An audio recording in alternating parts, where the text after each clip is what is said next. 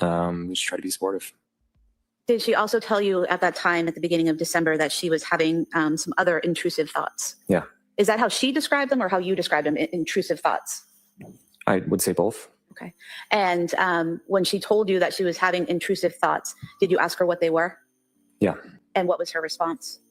She described thoughts of hurting the kids or them having some sort of ailment.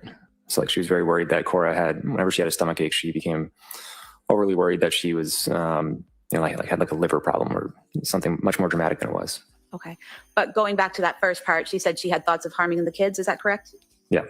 And did she tell you whether or not she had specific thoughts of how she would harm the kids? No. And she didn't describe that as hearing this external voice telling her to harm the kids, correct? Correct. She told you she was having intrusive thoughts herself of harming the children, correct? Correct. And did you ask her how she was going to harm the kids?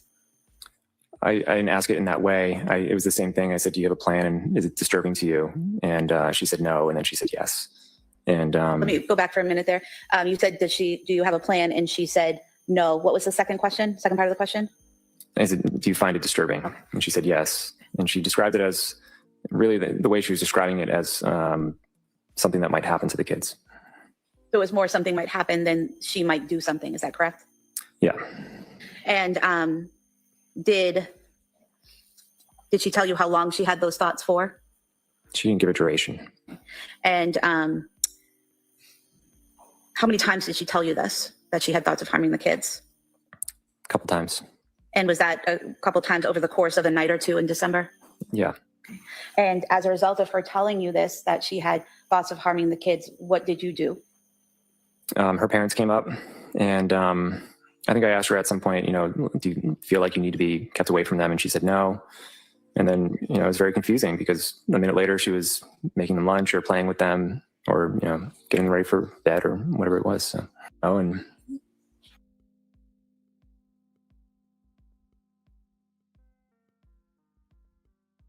did you walk into the room and over to the window? No. How far into the room did you get? Probably 1 or 2 steps, and then I immediately turned around and went outside. And the blood that you saw, where was that located in the room? It was everywhere. It was, it looked like it was sprayed almost with like a hose, and there was a huge puddle in the middle of the room, and it was sprayed all over pretty much every surface. I remember it was on the doorknob. Okay. Showing you 3 photos. Do you recognize what's depicted there? And is that a fair and accurate depiction of how the room looked on January 24th, 2023? Yeah. We could have these photos marked as the next exhibits. They may be admitted.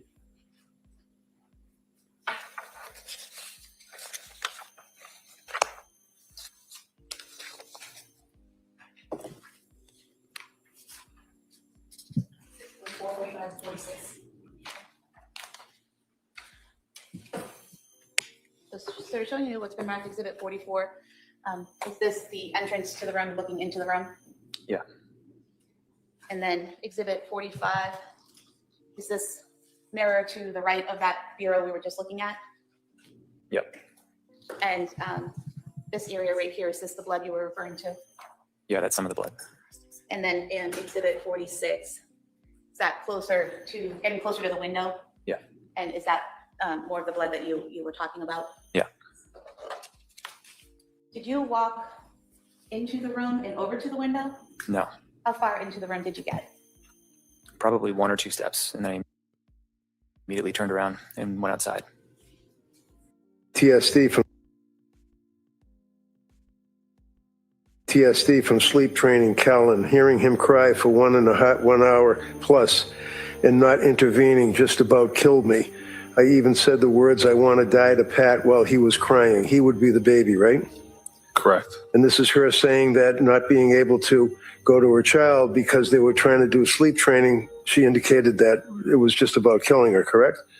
That's what was stated, yes. And after that, I, meaning Lindsay, became obsessed with his sleep and nap schedule, like to the PTSD.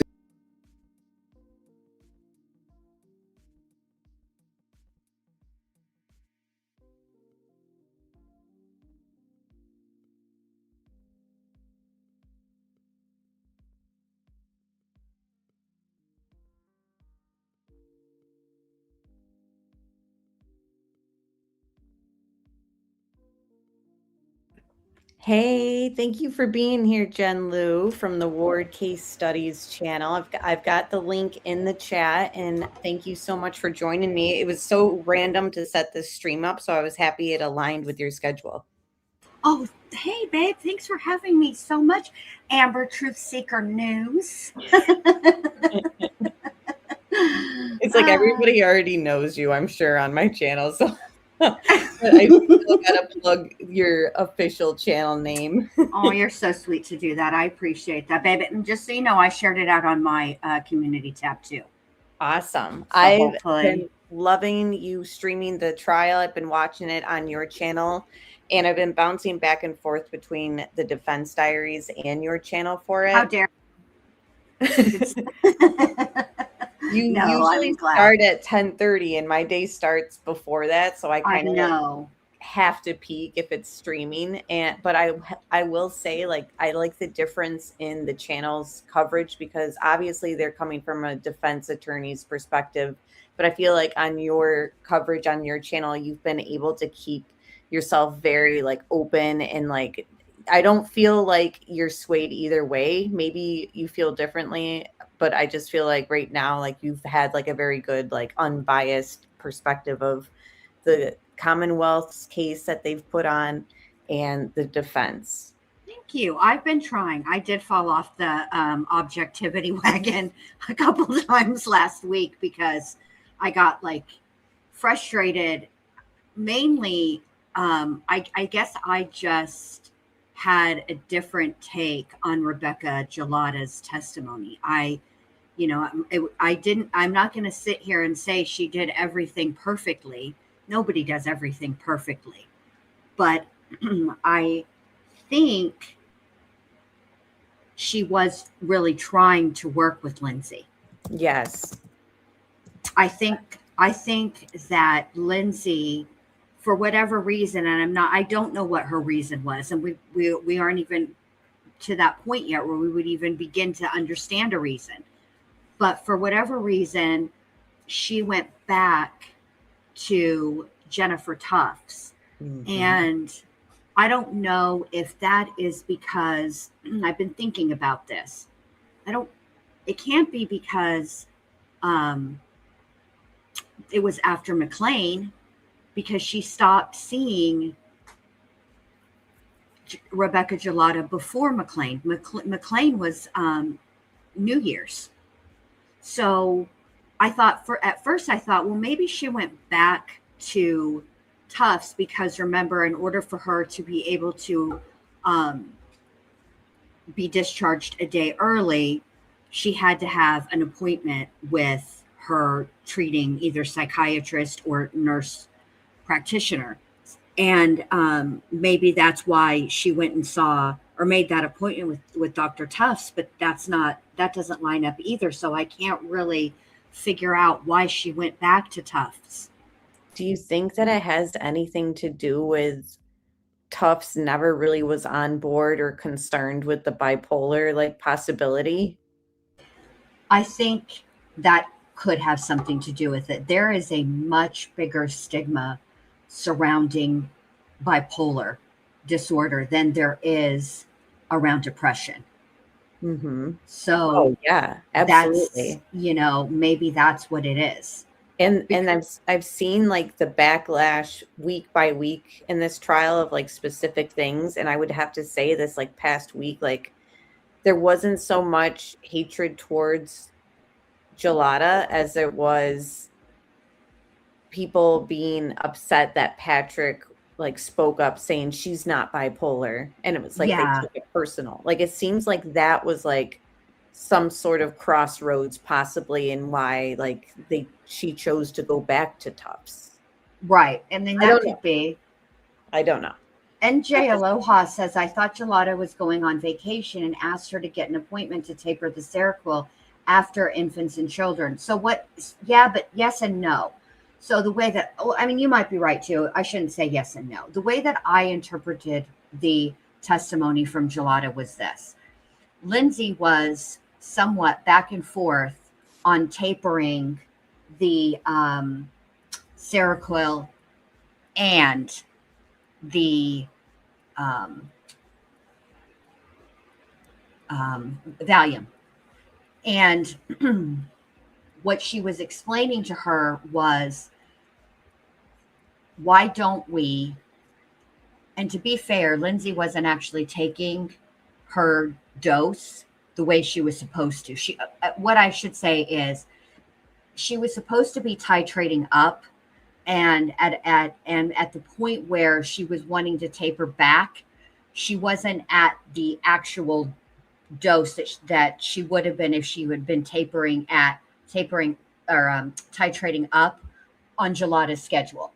So what Gelada, the way I interpreted the information or the testimony was, she was hesitant because Lindsay struggled so much and she was going on vacation, and she said, can you just hold out to the tapering, because at that point, I'm talking maybe a week or two earlier, Lindsay was reporting that she was getting 7 to 8 hours of sleep.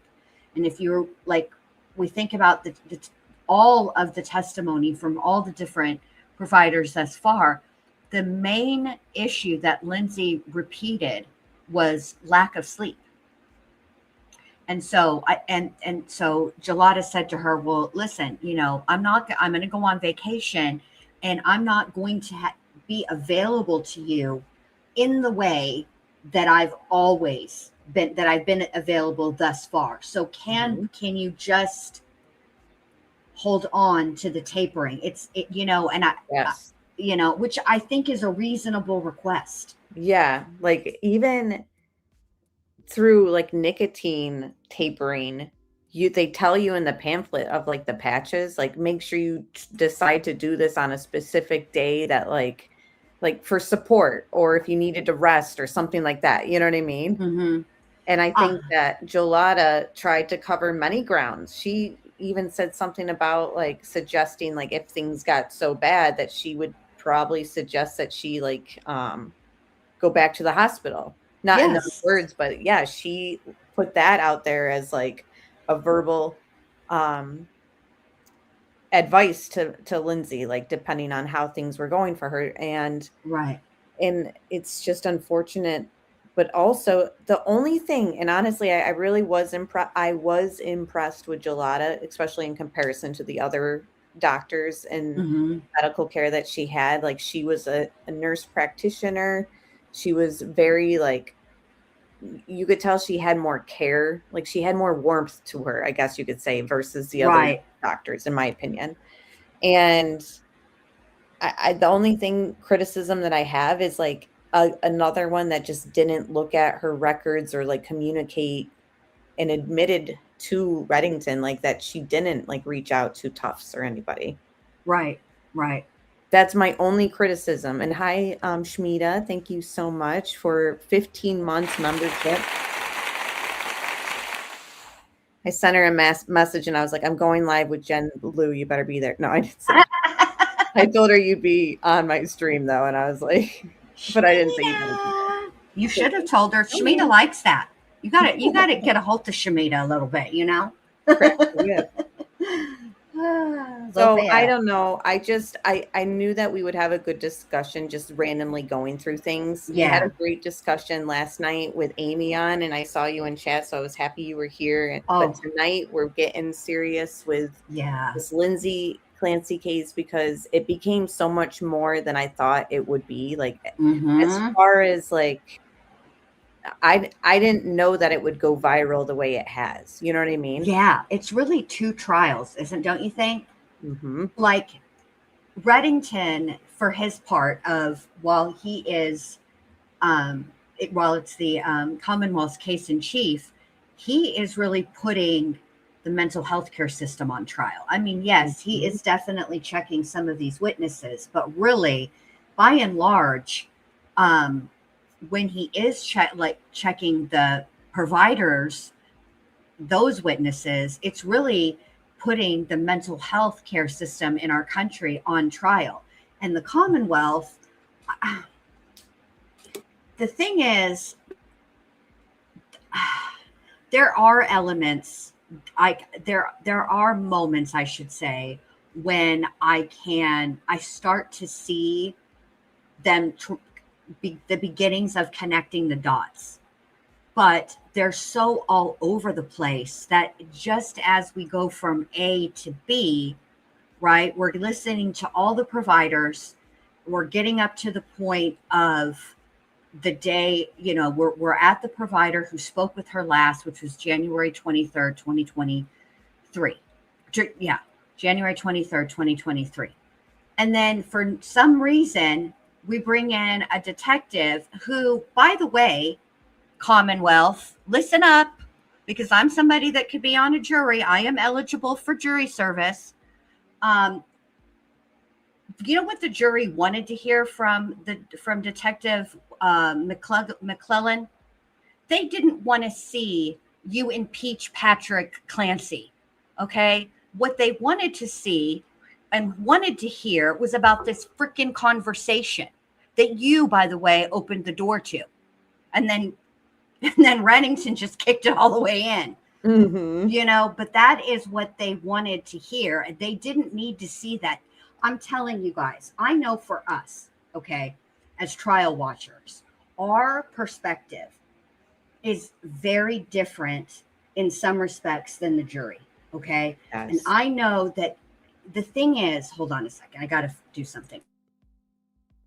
You're good. All right, so I know that when we're listening to Patrick Clancy, we're like, wait, what? And we're finding things because we're able to go back, okay? The jury is taking notes. And I don't know. I think they're viewing Patrick in the way that the Commonwealth is presenting him. And should he be called by the defense, they're going to present him that way as well, a victim, okay? And I don't think they're catching the things that the internet is catching, because I think they realize that's not really what they're there for.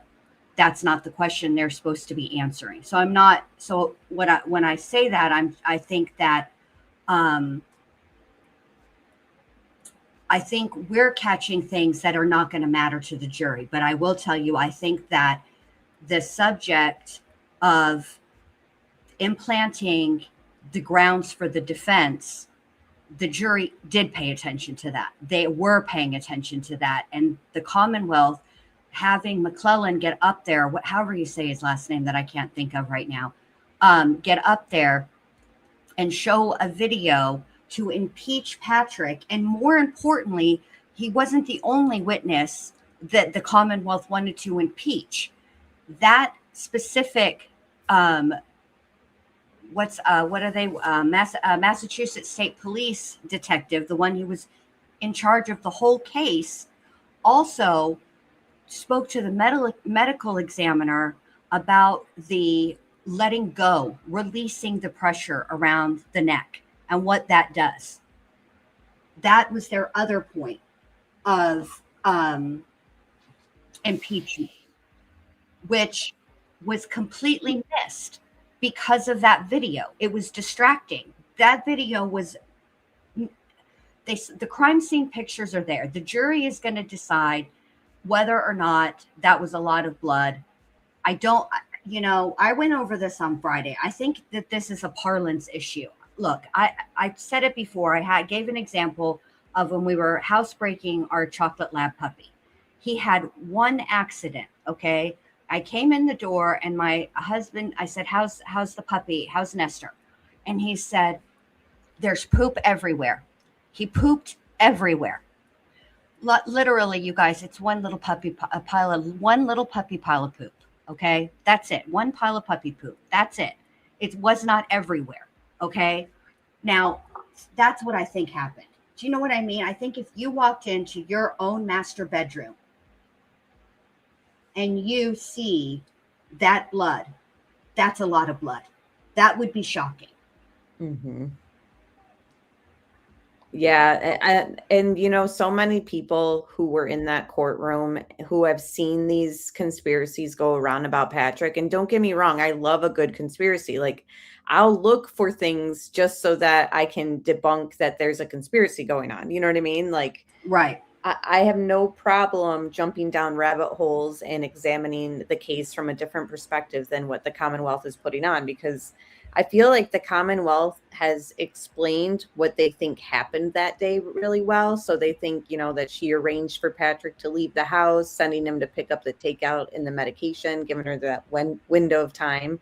Mm-hmm. They claim she allegedly researched how long the errands would take, given her window when she would be alone with the kids. She strangled the kids with exercise bands and injured herself and jumped from the second-story window, and had the ability to organize, plan, and make decisions before and during the killings. I get all those points that they're like making, but at the same time, what is lacking for me and so many people is like, but why would she do that? Like, you know what I mean? Like, that's why to me, the defense makes more sense logically in my mind. But again, I'm open to see things the other way. And that's what I like about your chat too, is that there are so many people that are seeing things the way the Commonwealth has painted it. For me though, there's too many things that I'm like, why would she go through 3 pregnancies and 3 births and breastfeeding 3 times? Like, that's a lot of work to do. And like, her journal entries, let me just play a little bit of them now, just to refresh our memories. Okay. I needed a baby that slept through the night because I simply do not have the opportunity in my life to catch up on sleep. I just don't. If there was a time for me to nap every day, then that may not have been the case, but there really isn't. When Cal naps, I have to take care of Cora and Dawson. That's just how it is. It feels cruel to me that we did not do that to Cal, but the reality is we did what we had to do. I guess I also feel slightly traumatized by the sleep training, but that feeling was only really present when I was severely sleep deprived and paranoid. I know what we did was the right thing and okay. As for the breastfeeding, it kind of goes hand in hand with the sleep training. Once he started sleeping most of the night, it was then a daily struggle to keep up my milk supply. I was having to take a ton of supplements and constantly think about eating and drinking enough to keep the supply up. And then I was having to think about pumping extra to keep it up. And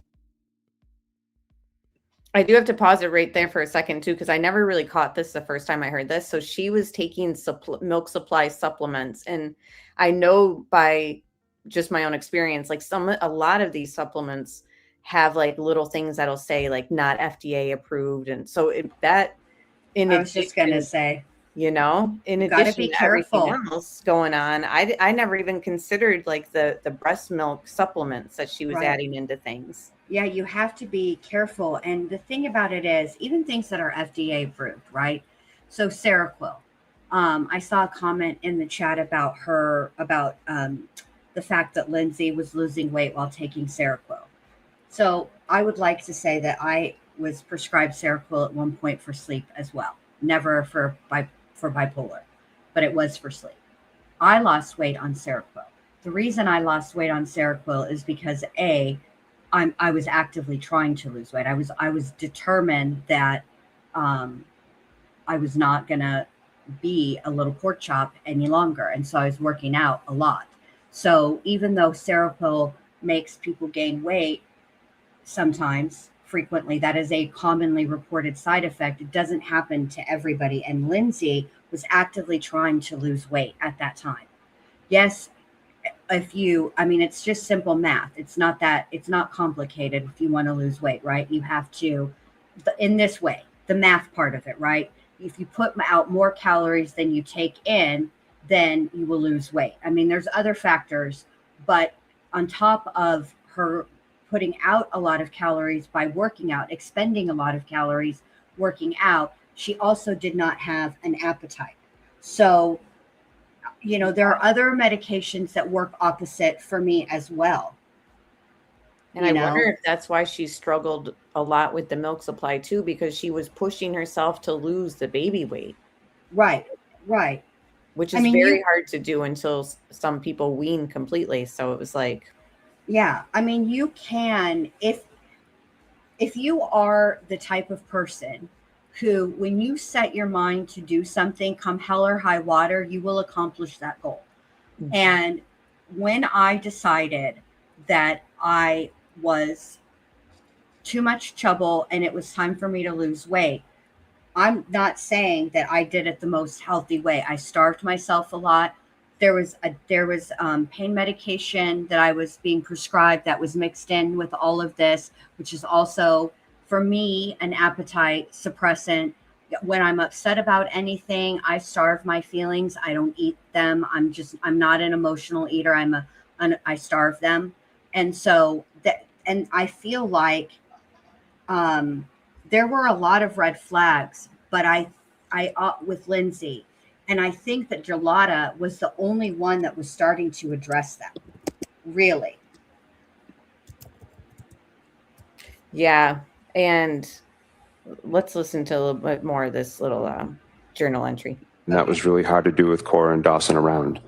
When I tried to leave Cal to go out with Cora and Dawson, I was stressed about the pumping, and not to mention the fact that Cal was at home and not taking a bottle. So it was a battle of if I should pump or not. I know I did the right thing because I need to be able to leave Cal with someone and get fed. As much as I don't want to leave him, I need to be able to. I need to be able to be present with my other kids. I still really, really want a fourth child, but I need a really good therapist before then. I'm on the fence about starting a new med or not. I want to feel happy, but it would be nice to feel authentically happy and not fake. But I need to feel happier than I did last evening, because then I was pretty depressed and not enjoying any of my children. It was really sad. I needed the breastfeeding off of my plate. I'm struggling so hard because I wanted to parent each of my kids like my first, and since I can't, that's depressing to me. This is definitely the root cause of all our problems. Now I feel like I'm not parenting any of my kids the way I want to, and that makes me sad too. But I'm going to try my best today. Things I love doing that help me love and appreciate and enjoy my kids are activities with them. I definitely started having some depression after Cora, but once I started getting up and out with her, I felt much better. I think signing Cal up for baby music class would be a great thing. Maybe Fridays can be my day with him. I've just fallen out of the habit of doing anything fun, anything for myself, anything with Pat, and I need to work on that. On a positive note, I had a great deep night of sleep. I'm terrified of something happening to my kids or doing something wrong to mess up their development. Our generation is inundated with information about every aspect of parenting and everything that go wrong if you don't get it right, and all the scary things happening in the world. It's insane. For the last 5 years, I've just filled my mind with all things parenting, and it's just unhealthy. So again, that was just a little inside of, some of her journal entries. And, back to the conspiracy about Patrick going around, it's like people have stated who have been in the courtroom, if you heard the 911 call, like you wouldn't think that he did all these things not this, but I'll pull up. Even actually, I have hers right here. Annie Elise, she had a few videos herself that I figured like we could look at, because I think one is named this. And again, I respect Annie and her work. She's always been nice to me over here about like the Watts case research. So, but I'm curious what chat thinks about these conspiracies. Out that Patrick did orchestrate this entire thing, and it was like almost the perfect crime until the internet got involved and started asking the questions. It will be better than any true crime novel out there, better than Verity, Gone Girl, Girl on the Train. But that's the thing I think people are getting swept up in, the fiction of it all that we have seen out there in the true crime space, not the nonfiction reality that these people are living in. The truth is, there are some inconsistencies that don't really make sense. there wasn't ever a full investigation done at the house, which is also the crime scene, because it seemed pretty cut and dry. Lindsay did this. So no other potential suspects were looked into. Not a ton of evidence was collected. Phone records surely weren't combed through. I mean, yes, in the sense of Google searches, journal entries, notes, phone calls, but not where's the phone pinging, where's this, where's that, which kind of leads me to another theory with the Apple Watch that people are talking about. Lindsay's Apple Watch was found in the bedroom. However, people are asking, okay, well, if she was going to, make these superficial cuts, which were not intended to be superficial, but if she was going to make these cuts on her body and throw herself out the window, why would she take time to take her watch off and put it down? I think there's a few explanations for that, but a lot of people are suggesting that it's because Patrick used her Apple Watch to text himself as Lindsay to help build that timeline more. However, another piece of that is that when she arrived at South Shore Hospital's emergency department, her core body temperature was 82.1 degrees Fahrenheit, which that indicates severe hypothermia. The reason people have a question too of how her body temperature dropped that low in just 30 minutes, the allegation with that is that she had been attempted to have been killed much earlier, before the kids even, and that's why it dropped so much. So he did that, killed the children, then took the Apple Watch, was posing as Lindsay, texting himself, left it on the thing. Again, pretty grandiose, if you ask me. I don't believe that, but this is what the internet is running with. People are going to say he got away with the perfect murders and that he now has his new shiny family that he wanted. I don't think that is the case here. I think that this is what it is at face value. I think she was suffering. I think she had a psychotic break and killed her children, tried to take her own life. It didn't work. And now she's on trial to determine if she was legally insane at the time. And I think as for Patrick moving on, I think he just wanted to get on with his life. He made some really wonderful statements in the beginning in support of Lindsay and standing by her. And yeah, maybe it is too soon that he moved on. But again, who's to dictate how people grieve and how they move on with their life? Is it a little weird that she is kind of a dead ringer doppelganger for Lindsay? Yeah, it's a little uncomfy, but I also think that I've seen that happen in other cases too, where people have lost a spouse and they gravitate back to it unknowingly, even because it's some sort of level of comfort.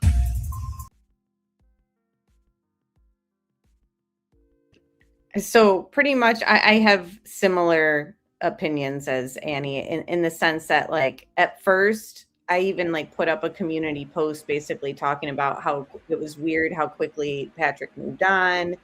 I thought it was strange that he also never reported it when Lindsay said that she had thoughts of harming the kids. Like, there were these things, and then I came to after, I think, the 911 day, the day that they played the 911 call, and I read the transcript and stuff, and I was just like, you know what? Like, this guy clearly has been through the ringer. Was he the perfect husband? No. But, and that I think kind of is what was rubbing me the wrong way about him too. Like, there were just things that I just was like, I just feel like he could have, in hindsight, I'm sure he would even feel the same way, that he should have done things better. Maybe, you know what I mean? Like, we just don't know with what could have happened if things were different, but it is what it is. And I was like, you know what? I'm going to give this guy more grace than I originally did.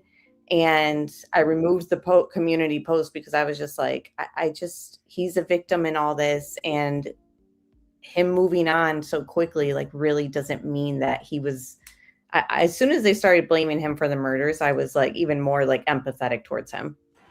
Right. Well, I mean, I think that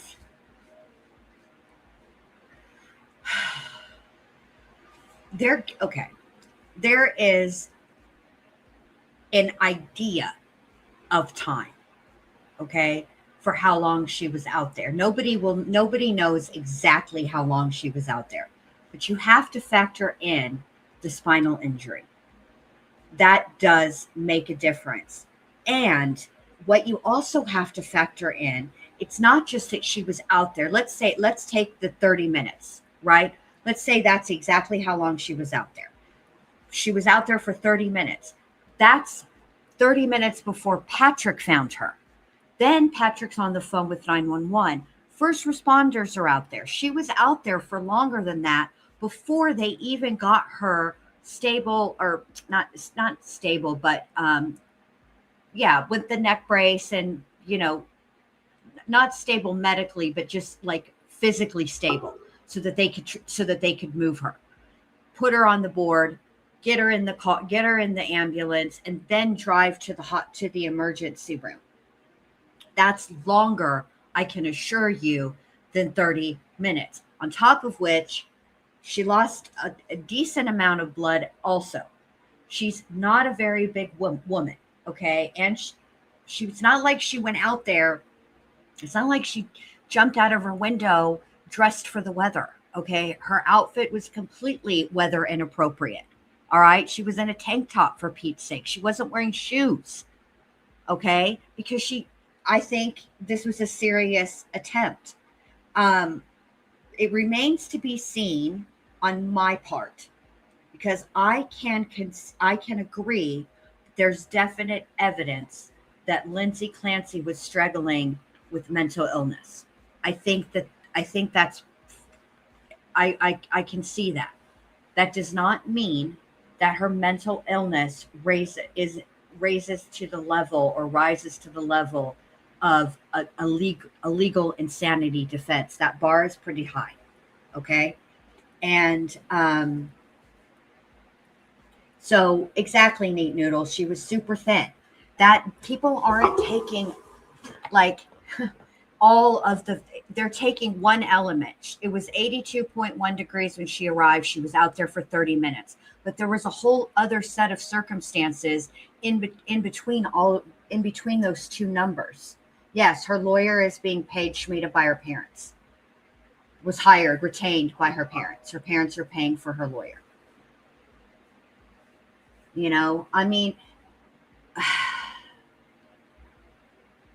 it is, I know that he's being, listen, I think there needs to be a separation here. I think for me personally, just for me, right? Isn't it possible that he cannot be the best husband on the planet? Hell, maybe he was even a shitty husband. Let's go that far, right?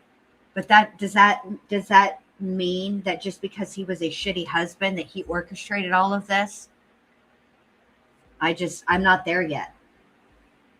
I think that it has like spiraled out of control a bit. And yeah, we've seen this before. Even in the Murdoch case, there were people who didn't think that he shot or he was even involved in like hiring someone, because like I'm in the group that think that Alex is where he needs to be because he hired somebody, but I just never felt like he pulled the trigger. But for me, like the verdict was enough. But there's literally people who think like he's completely innocent and that's whatever. But this case has taken like a whole new like level of like, where are you guys coming up with all this? Or like, really, that's what you gathered from that? But this was something on the screen right here that was kind of brought up. Do you remember this? Of course, it's been a while since we've watched the Commonwealth confront Patrick on the stand, but there was a massage booked for Lindsay, and he had taken her out for their anniversary. But the problem with that is Patrick says that Lindsay and him stayed in for their anniversary. So who was in the pictures out with Patrick if he's sitting there saying that him and Lindsay stayed in that night? Was it possible that he had taken out his new lady friend out for Lindsay's anniversary? The look on his face was dumbfounded when the prosecution was tearing up their own case. Where's the picture? Yeah, they never, and that's what somebody in the comment section said. They said that picture shown in court was that a year prior or something like that. Yeah, that's what I thought it was, because I thought Patrick actually explained that. He said, yeah, that picture that you're showing me is from this date, not that date. Do you know what I mean? So it's Lindsay in the picture. And you guys, let's just take a moment and think about, because I know that a lot of people, including myself, are quite impressed with Kevin Reddington's job. Although I'm not a big fan of his other client, Jem McKay, but that's another story for another day. But I am quite impressed with Kevin Reddington as an attorney. I mean, his credentials, his record, they speak for themselves. Okay. And if you are the kind of defense attorney that Kevin Reddington is, all right, and so much so that you give a comment to Hidden True Crime that you really love Lindsay, that you've grown to really like her as a person, all the things, right? Whatever the, oh my God, get that cat. Post nose to die in snow. So, but do you guys think, all that being said, that if there was even the slightest chance of there actually being someone else who committed this crime, remember, he's retained as an attorney by her family. One of the first things that Lindsay did when she woke up, not when she still had her breathing tube in, but the first thing she did was like, get Patrick off of everything. Why do you think she did that? Oof. She did it because she knew he was going to be pissed. Come on. Wouldn't you be? Put yourself in that situation. Even if you can concede and believe that the person you love, the person you married, the person you had 3 children with, did snap, had a mental break, was in a state of psychosis, it doesn't negate the fact that she murdered his children. I would not be able to look at that person ever, ever, ever again. Could I get up in court of law and say, look, the person I married is not a monster. They didn't do this at a first degree premeditated. Well, I should just leave it there. First degree murder. They didn't plot this. They didn't plan this for 1 second or 2 seconds. They were psychotic. And when they did this, yeah, I could do that. But that does not mean that I want to sit and I wouldn't even sit with them at McDonald's, let alone still have Thanksgiving or Christmas or any other fucking holiday. Oh my God, yeah. I wouldn't even want to sit at the Super Bowl party with them. It's right. No. And I think that's what people are forgetting about. When he comes across cold, think about what it is that he's testifying to. And what he's struggling with probably himself. You know what I mean? Exactly. Every day. Do you not think that he replays every moment? Patrick Clancy is no different than any other family member of a murderer. And make no mistake, Lindsay has admitted to it. She is guilty. What's at play here, what the question is what her state of mind is. She physically took the lives of her children. That in this country, regardless of mental status, is murder. Okay? So she took her own children's lives. That's what he's testifying about. You don't think that he's like every other victim in this situation who knew the defendant and is replaying every conversation, everything? You don't think there are people that had in Letitia Stauch's family, Al, Harley, Aunt Katrina, Aunt Brenda, all of them aren't thinking back. Did I miss something? Was there a red flag? Replaying moments over and over and over. You don't think he's doing that? Yeah. He's just, Yeah, I definitely, but there's something about him that I think I do see what people are kind of saying. Like, I have to see things from both sides, and I have to get in the mind of like these people who really think that Patrick did this just so that I can debunk them. You know what I mean? Get it. I understand. Look, somebody should have prepped Patrick a little bit better for his testimony. Okay. I get that. And I understand why people feel how they feel. I get it. I'm wondering if I'm also getting like bad vibes from him because like Shmita said, like, is it possible that like, maybe not to the extent that she knew that he was cheating, but is it possible that she felt like it was possible that he was like talking to somebody else? I'll say this. To me, I find that element hard to believe, and here's why. Because Lindsay Clancy documented everything. That journal is full of her most private thoughts that mothers and thoughts and struggles that moms go through, whether it's their first kid or their third kid or their fourth kid or their sixth kid. Okay. And she wrote all of that down. And there is stuff in there about Patrick. And there is stuff about them not being intimate. But I feel like she would have written that down. She was a documenter. I mean, that is part of, one big element in nursing school is documenting. If you don't document, it didn't happen. If it's not charted, it didn't happen. And it has to, so it's part of that. I don't think that he was cheating. I don't. I think that, yes, for me personally, you guys have all heard the lime Skittles story about how to this day, and it's been at least 10 years, and they've fixed it. They've changed it back. I still haven't moved on from that. So my perspective of moving on slow or quick is very skewed. I wish that I could be the type of person that could let things like that go.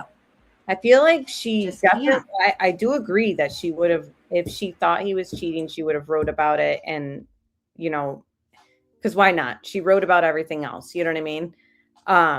But is it possible, like maybe that day she felt, I don't know. The house huddle says, I feel like she did, though, like in reference to knowing that he was cheating, because she mentions that she needs to make more time for him and she's trying to get back to her more fit body. I felt like that I didn't have any worries that my husband was cheating. True. I wanted to get back my own body because when I had my first at 18 and my second at 19, my boys are 10 months apart. Okay. And when you're, 16, 17, 18, and 19, especially me, I spent an incredible amount of money because I worked and I was a kid and it was all spending money. And I spent a bunch of money on clothes, and I would look in my closet after I had my first son and I'd be like, I want to get back into my button fly 501s. It had nothing to do with my husband at all. It was me. It was me. I agree. Mar R says he seemed checked out. Like, I feel like the checked out part was just his demanding job and his position at the company.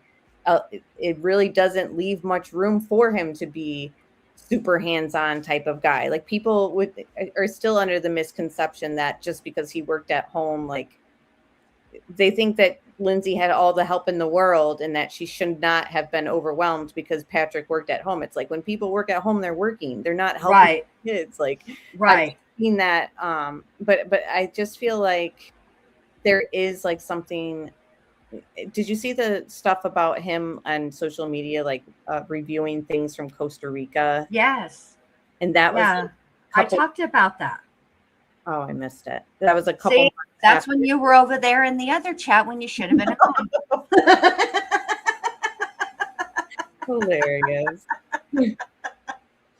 Caught me. Exactly. No. This is important. Nate's point is really important. We know him after. We don't know Patrick before. We don't know. And remember, Patrick is a tricky witness, okay? Because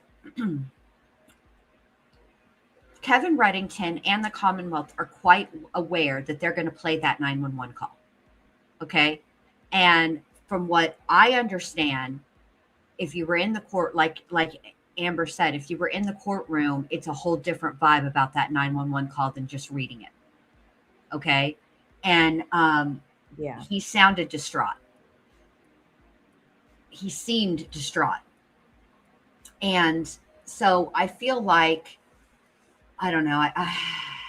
Yes, I understand why people feel like they do. And that's why I've gone through, and I'm going through again with Amber. Okay, here are the things that people are seeing are red flags. I'm acknowledging, hey man, I get why they're a red flag for you. Is it possible that it's this? Are we seeing, or you know what I mean? Yeah, of course. You have to keep an open mind because we just don't know and we only see what we're shown. But the Costa Rica thing, so he did go on vacation with the new wife 3 months after there. Was that true or false? I believe that he I don't know that she was with him. And to be clear, to be fair, they didn't get married until April of 2026. Okay. And yes, he moved to New York roughly like a month and a half or maybe 3 months after what happened. And then I think at the like 4 or 5 months after this happened is when he moved in with her, or they began dating, something like that. It was very, I mean, yeah, it was quick, but I mean, look, people judge people have judged the shit out of Al Stout, right? And he didn't have anything to do with it. And by the way, people judged the shit out of Al Stout publicly and accused him of being behind or a part of it, right? Yeah. So, and he didn't. And you know, I'd move too. I would too.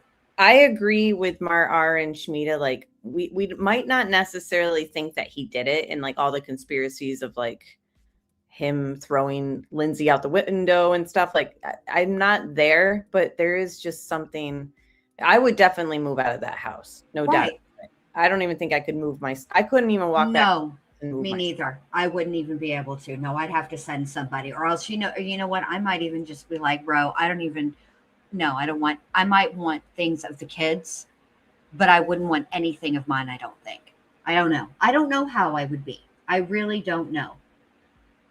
And you know, everyone, I hate this saying, everyone grieves differently, but like, it's true. It is true. Everybody's different. Everybody's mind is different. Everybody's connection to the death that they're grieving is different. This man literally walked downstairs and found his children the way that he did. You know, like you know what, Mar? It doesn't benefit him to forget. He doesn't have. They're not suing each other. I mean, they're not suing together. Their lawsuits are separate. He doesn't have to forgive Lindsay to he can blame. He can hate the shit out of what happened to Lindsay. It doesn't impact his lawsuit. I don't even know if we can determine by what we've seen that he has forgiven her. Right. And there's a difference between saying this is not the person that I married. She's not a monster. Yeah. You know, and forgiveness. If he has stated that he forgives her, I might have missed it, but also I'll Google. And they're brought up by being Catholic that they are supposed to forgive. So I don't know. I don't know if he ever even said that, but let's look. I just feel like there's many reasons why he might say like that he forgives her, especially the fact that if she was not in her right mind and wasn't herself for all the reasons, while you look that up, you know, we just don't know. We don't know. There's a lot we don't know yet. That's another thing. I think we're missing a huge element to the story. And, you know, the defense has portrayed Lindsay as a devoted mother whose mental health was deteriorating dramatically after childbirth. She repeatedly attempted to obtain psychiatric help. Lindsay and Patrick actively sought treatment, you know, for her. Did you find anything? Yeah, he did. He said it in his GoFundMe. I forgot about that. The GoFundMe. Well, that's also the thing too, is he made money off the GoFundMe, and he has a job where he's like, I don't know, really up there in Microsoft. So I don't think that he needs like this lawsuit money to like carry on. You know what? What if we're all misinterpreting this lawsuit and he can't? None of the people actively involved in the lawsuit, whether they are the petitioner or the respondents in this case, in these cases, right? Nobody's spoken out publicly, and they can't. But what if Patrick and Lindsay intend to use that money? Should they be successful? Should they win? And should they be awarded some type of compensation? What if they intend to use that money to bring about change in the mental health care field? Because that kind of stuff isn't cheap. When you're trying to get changes in a huge money-making system like mental health and healthcare, and you're trying to affect change, it takes money. What if that's what they're trying to do? we just don't know, right? We don't know the intentions behind it all, but I do believe in the civil wrongful death lawsuit and there's blood on the hands of these doctors and medical professionals, but that's just my opinion. Marar says, what kind of loved one leaves the kids with someone who says they feel the way that she did? He is not right. I think, and I hope that men, if your wife is pregnant or you're a seasoned father and she's pregnant again, like, because every postpartum time could be different after each birth, etc. So I just hope that there's men paying attention to how viral and out there all this is in this case, and that they're acknowledging, like, to keep an eye out for the red flags. And like, there's got to be fathers who are thinking, I don't want to be like Patrick Clancy and find my family that way. You know what I mean? So horrific. Like, this has got to be shaking up some people. I mean, I think a huge takeaway for everybody is that, by all accounts, Lindsay Clancy loved her children, right? She's a devoted, caring mother.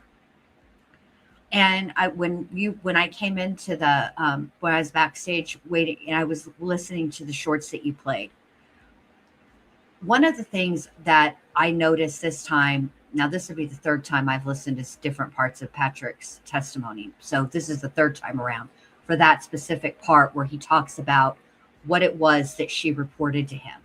And what I noticed this time that was different than other times is that it was important for him to really distinguish that what she was really talking, I mean, yes, she did say that, but she mainly, he said, was worried that something would happen to them. For example, if Cora had a stomach ache, then something was wrong with her liver, right? Like, she would, like the other day, my husband said that he had a pain in his calf, and I told him it was a tumor.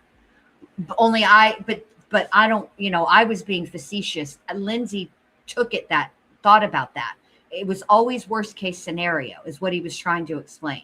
Yeah. And I think exactly. But I think what happened in that situation is, I think that that's the part he focused on. And I think what's important I think the takeaway of this is that there are scenarios under which somebody, whether it be a mother or a father, who loves, cares, and is devoted to their children, there are scenarios under which this can happen that are related to mental health. So if somebody reports thoughts of harming anybody ever, they should be taken seriously.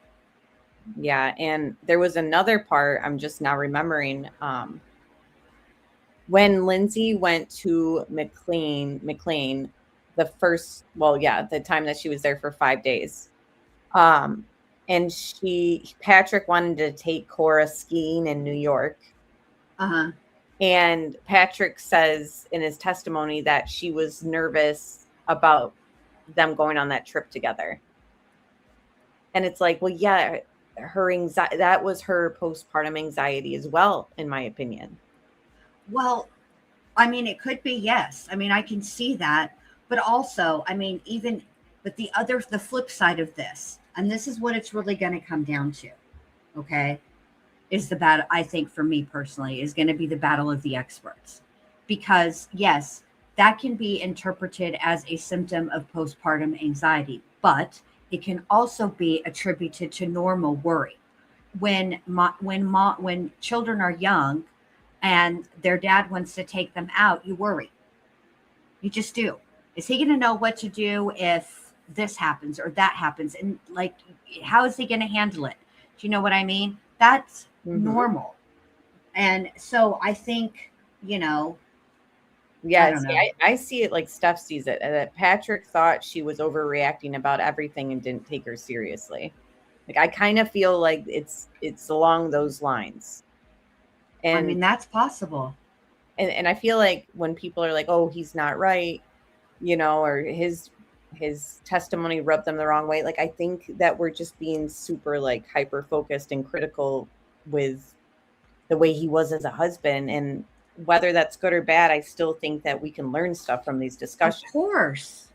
And it's like, of course, it's unfortunate because the Commonwealth has painted these things about Lindsay, like wanting the garage cleaned and other things like that she was like controlling, and even the journaling that it was like, controlling, and the her letter to nurse practitioner Gelada, like the text messages between them, like they were trying to paint it as like she was like an annoying patient too, and I don't see it that way. Like I don't think Rebecca Gelada saw it that way either, and I couldn't understand why.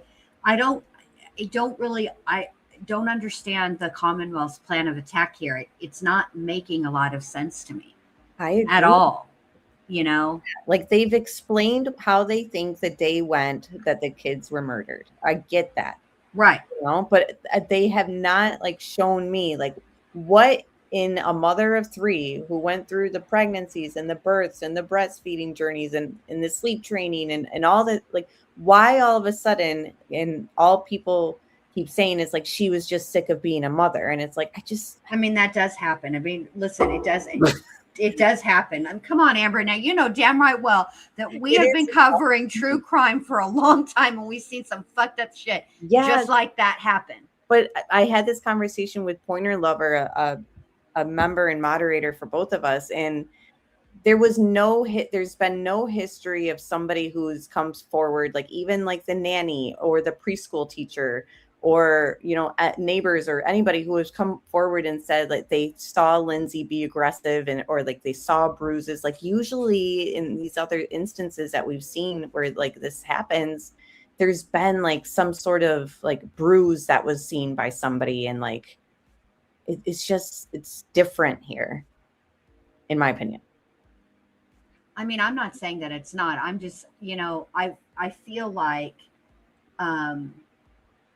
I am open to both possibilities. I'm open to the possibility that the Commonwealth's theory of the case, not motive, their motive doesn't make any sense to me, but motive they don't have to prove, but the elements of the crime, and that it was, I mean, truth be told, right?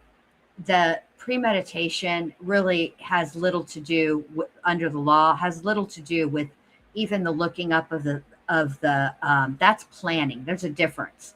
Premeditation was the moment that she constricted their airways and didn't stop. She knew, as if you stop somebody from breathing, the likely result is death. So that when she used something to tie around their necks, that's when it became premeditated under the letter of the law, right? I'm open to both possibilities, but the fact of the matter is that it is the burden of the state, the Commonwealth, to prove that Lindsay was sane. And I'm not there yet. So I don't know. I don't know yet. I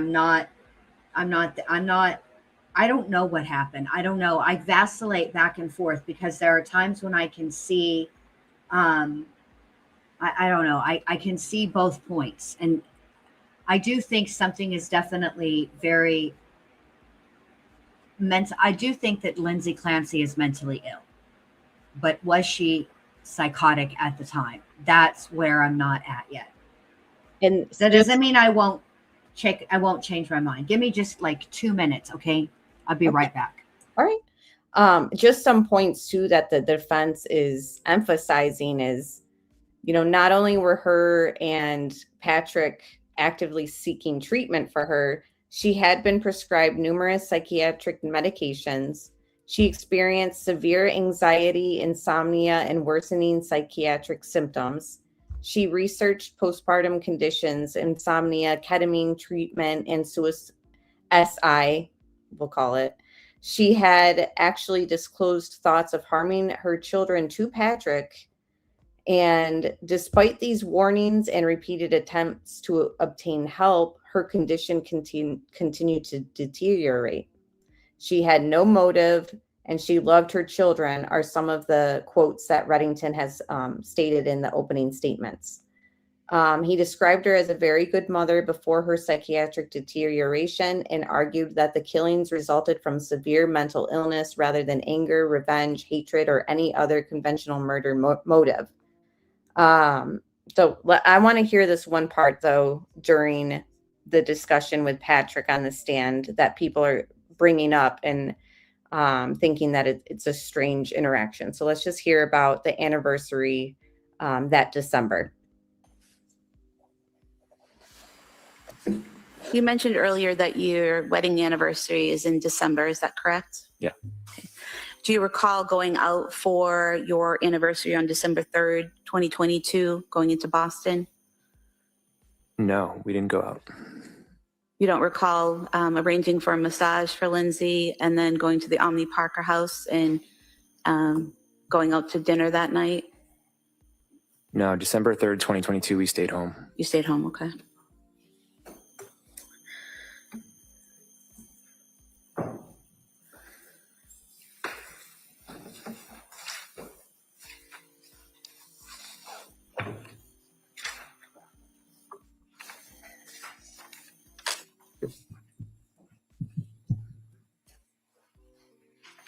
Showing you a photo of you and Lindsay. Do you recognize this photo? Yeah. And when was that taken? I'm not really sure. It wasn't taken on December 3rd when you were out celebrating your anniversary? In 2022? Yes. No. No, we wanted to go out, but we canceled because she wasn't feeling well. Arranging for a massage for Lindsay and then going.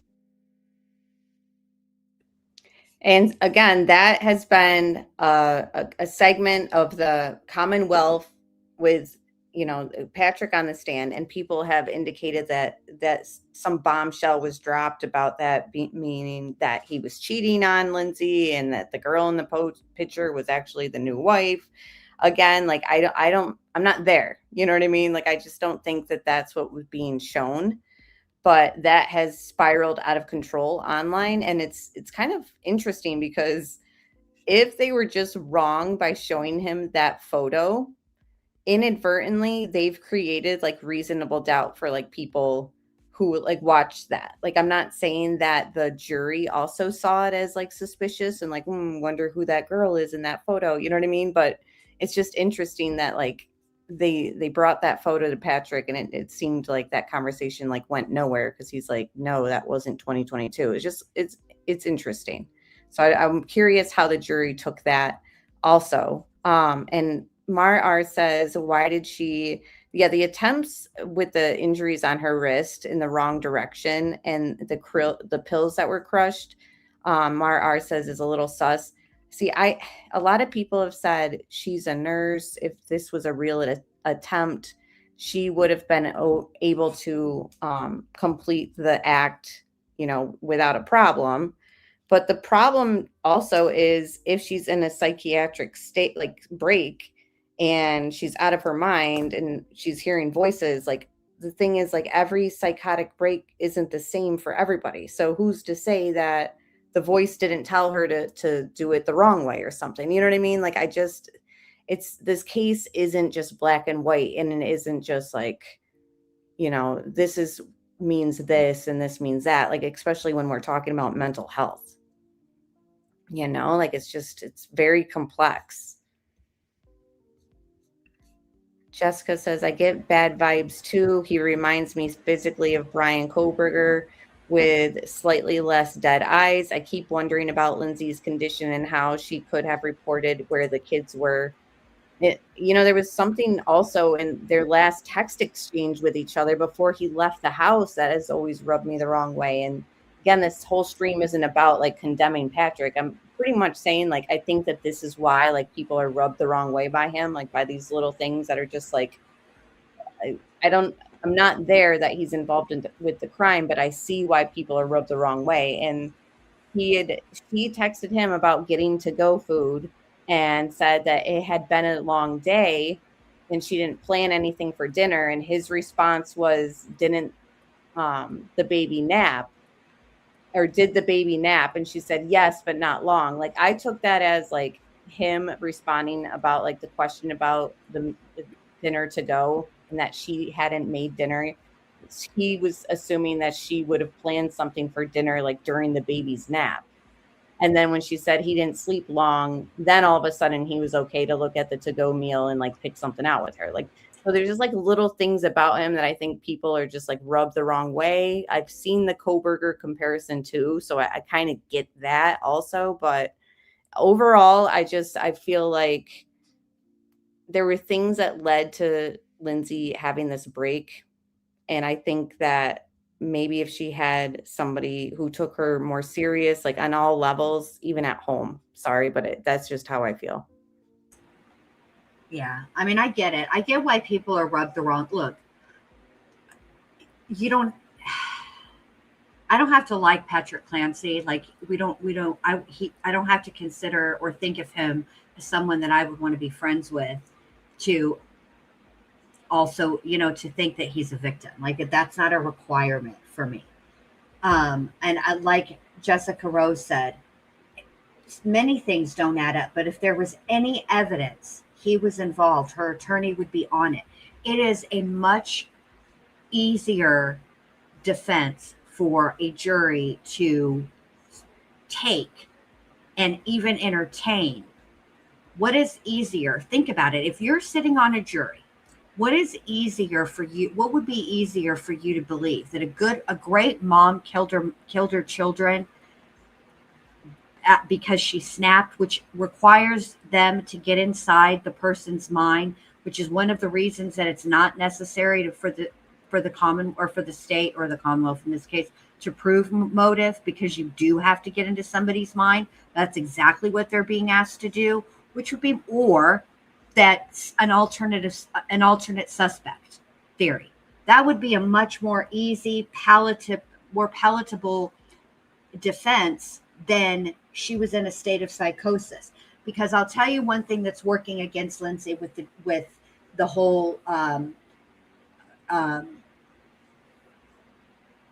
what do you call it? That she didn't get help.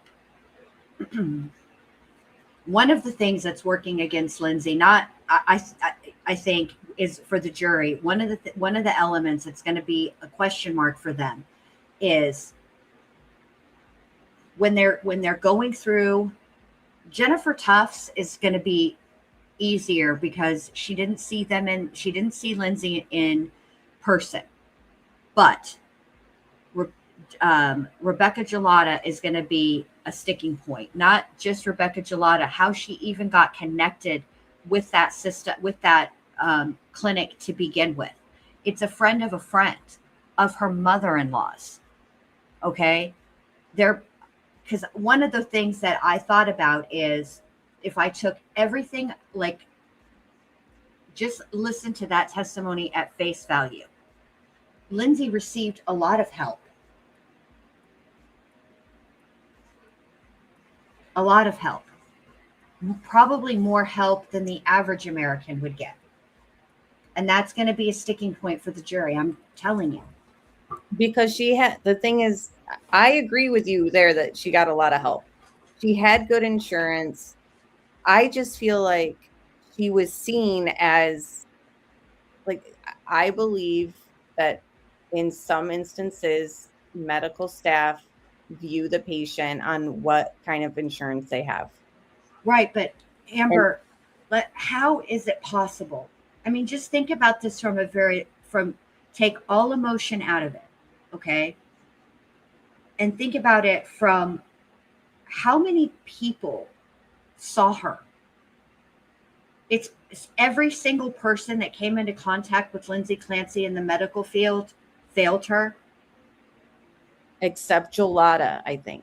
But she didn't take Gelada's advice. So how does that work out? Do you see what I'm saying? Not so much it probably will, like, it might play a little bit into the criminal trial, but it definitely is going to play into the civil lawsuit. How much culpability does the patient have? If the patient, from all appearances, is advocating for herself, she is saying, even if there's being afraid or concerned or worried that you are going to become addicted to a benzo is not an irrational fear.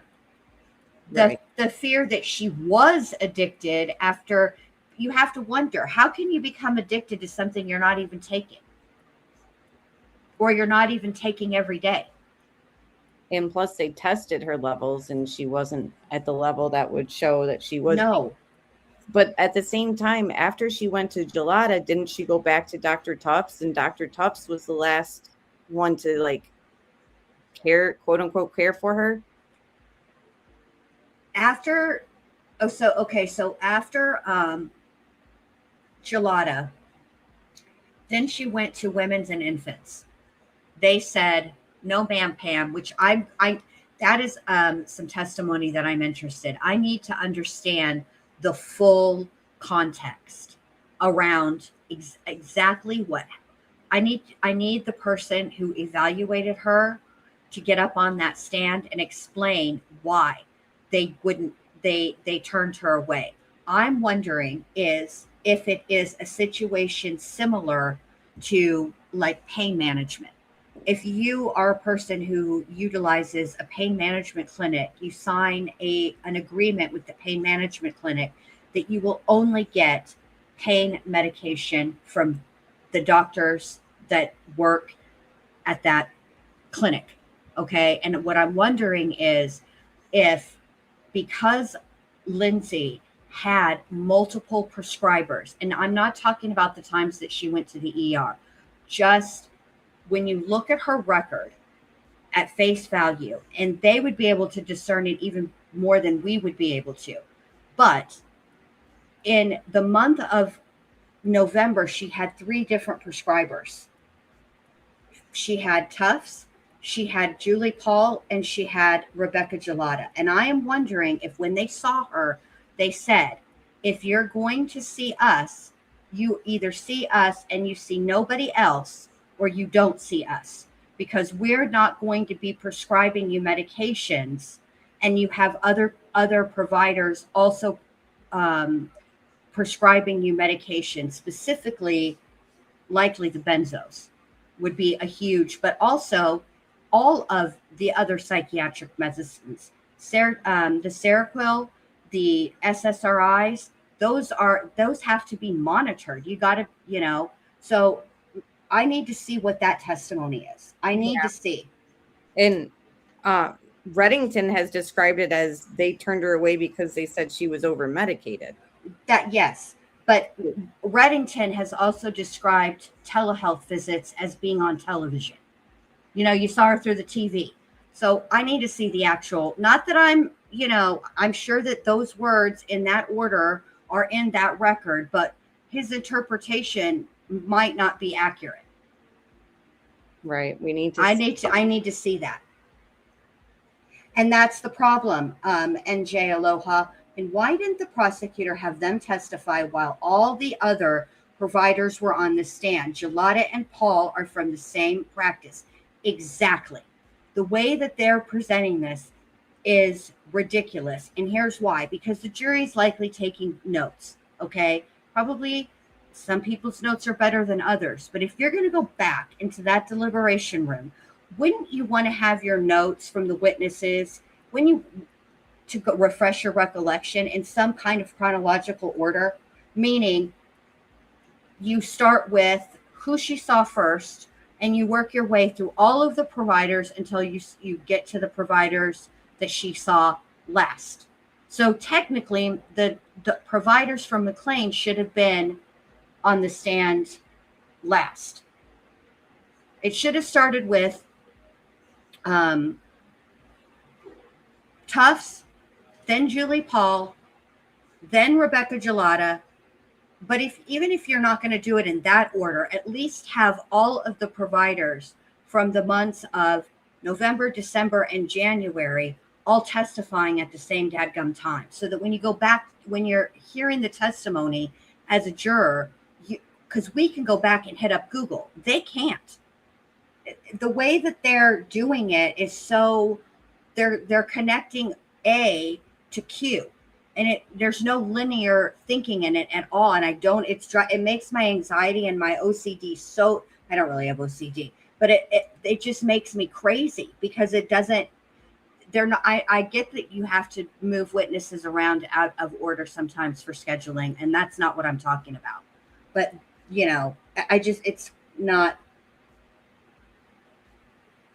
Yeah.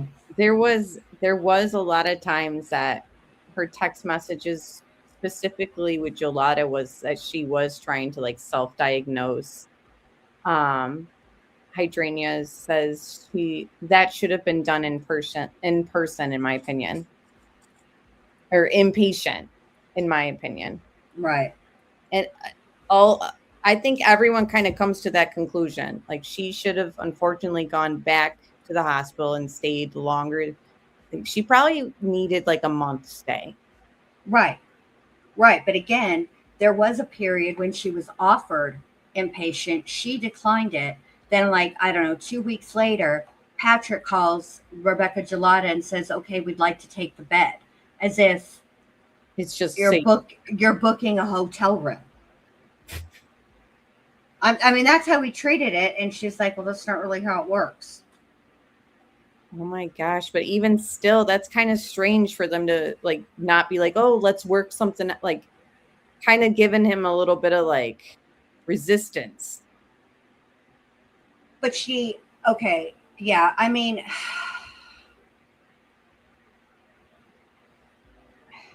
I know it's very layered.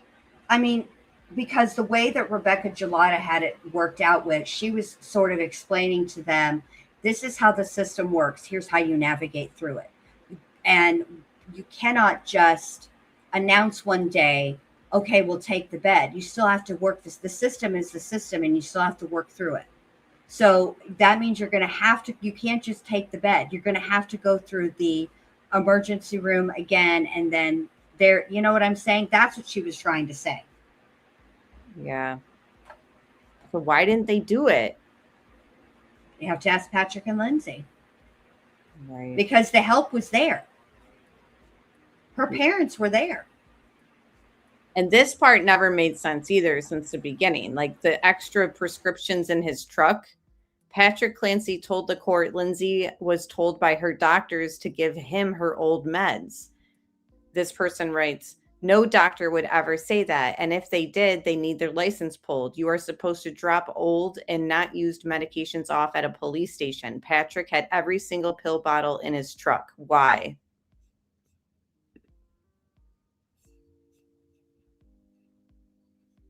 You know, people got questions. Why do you think that this was this? I know that you've been asking the same question. What have you come to? Nothing. I don't understand it. I don't understand it. If you think your wife is being over medicated and maybe you're concerned that she's developing, this is the problem with the benzos that don't make sense. She clearly wasn't taking her benzos because several of the pill bottles with benzos had benzos in them. And I'm speaking from experience. I was prescribed Xanax. Let me just say this: at the end of the month, there were no Xanax left in the pill bottles, and I certainly didn't have any level of a stockpile.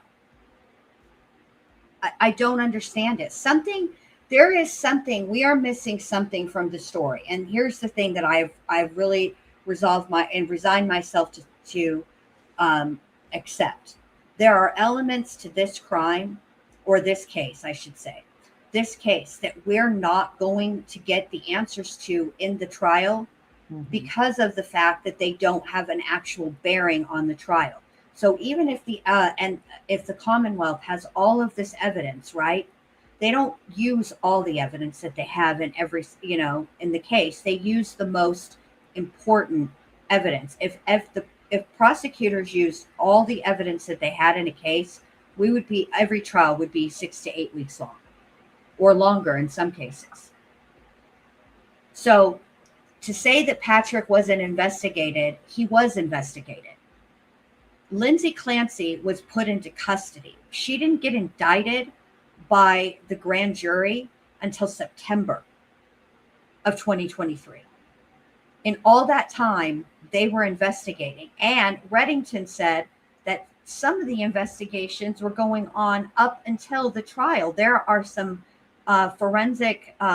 digital forensic reports that were submitted right as the trial was going to be starting.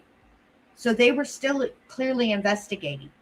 And they were obviously looking at Patrick because they pulled they pulled surveillance from CVS. They verified that he was where he said he was when he said he was. And by the way, I'm curious because we're not going to get all of the digital forensics from the phone, Lindsay's phone. I'm sure that there is, and they can see if Lindsay's devices were connected, i.e. her Apple Watch and her Apple phone. Is it true that Patrick got his phone records sealed? I've never heard that. No. The things that Patrick asked to be sealed were the things pertaining to the children, and he asked that the 911 call not be broadcast to the, anybody that's sitting in the courtroom can hear it, but it would not be streamed, if the audio be cut during that part of it. And he asked that it never be released. And the kids' like medical records and their autopsies, which never would have, been released anyway.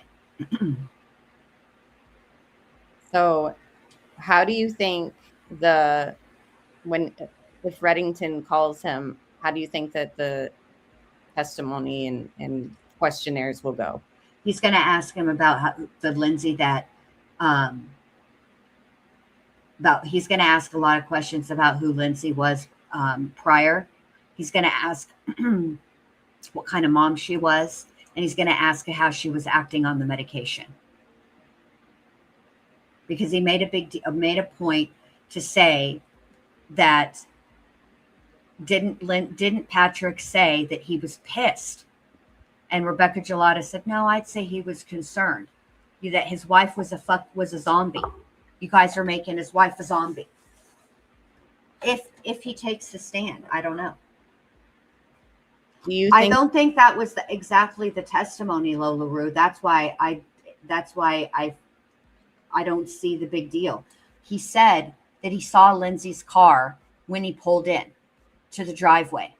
Then when he went into the house, it was eerily quiet. It was silent.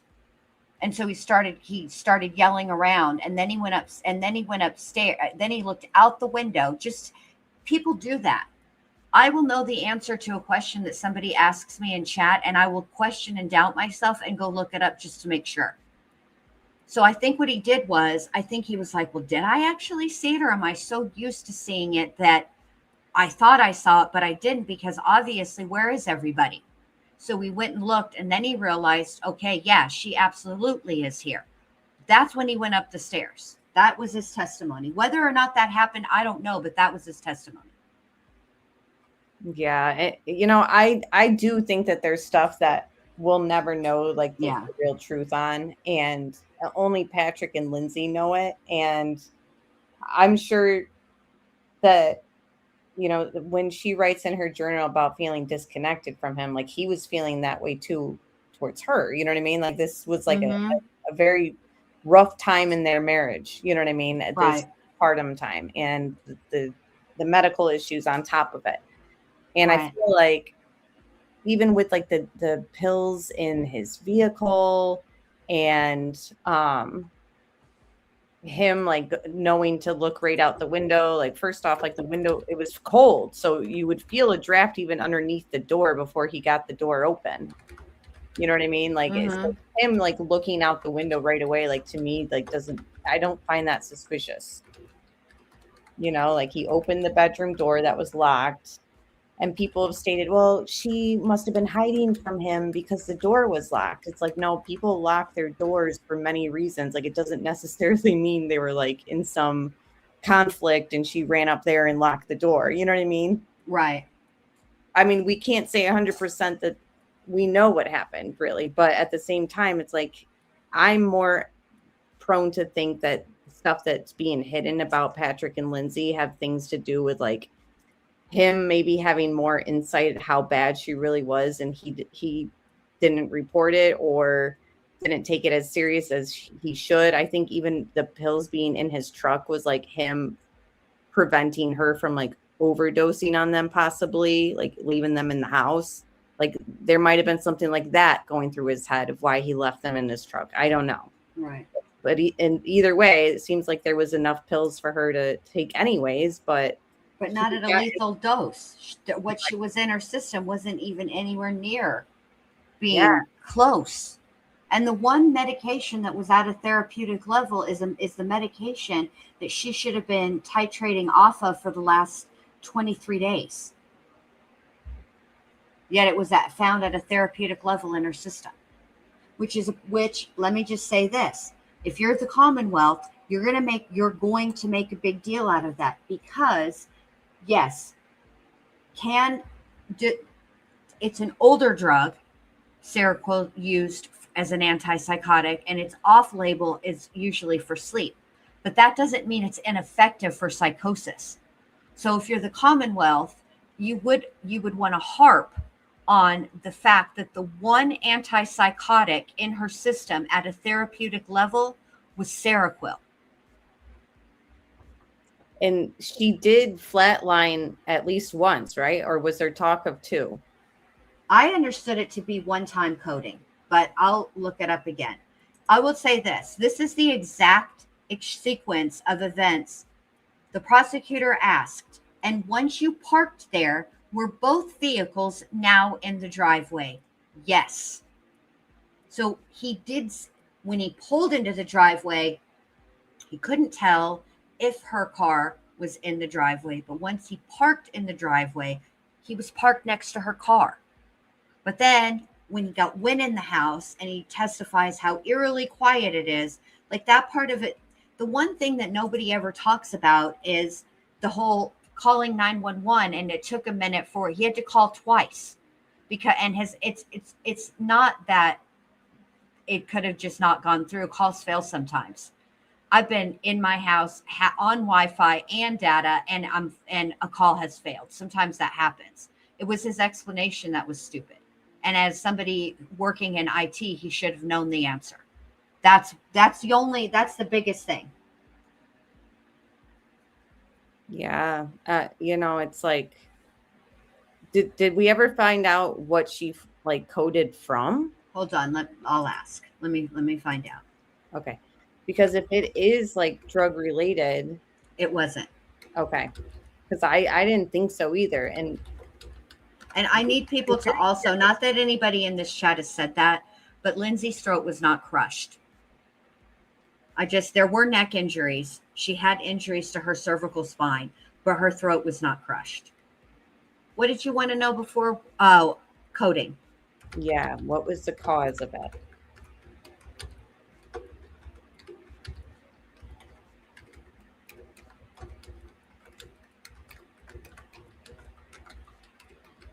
All right.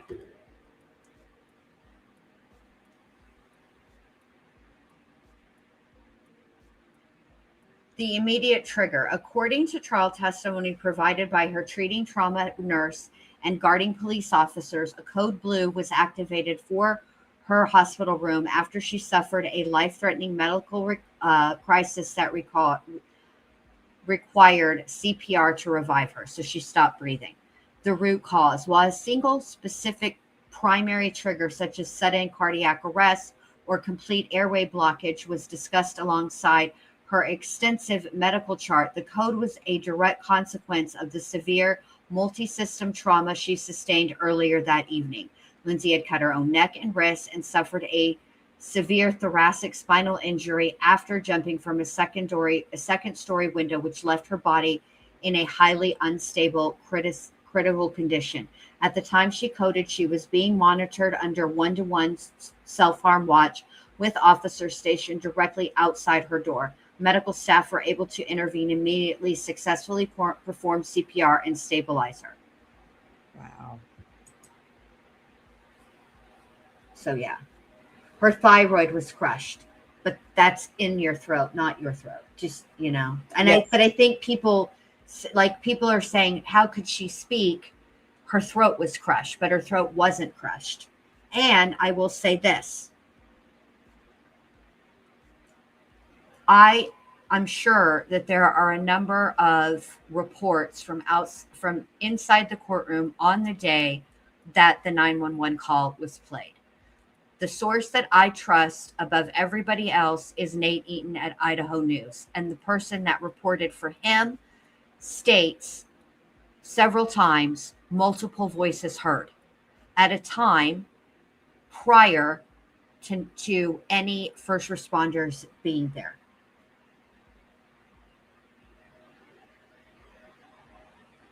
I tweeted this like a week ago, and I didn't expect it to get like this many views and shares and stuff. I thought it was interesting, but Lindsay Clancy told Dr. Tufts she was afraid of being alone. Red flag number 1000 or whatever I wrote, missed, in my opinion. Wow. Do you think that that was a red flag missed?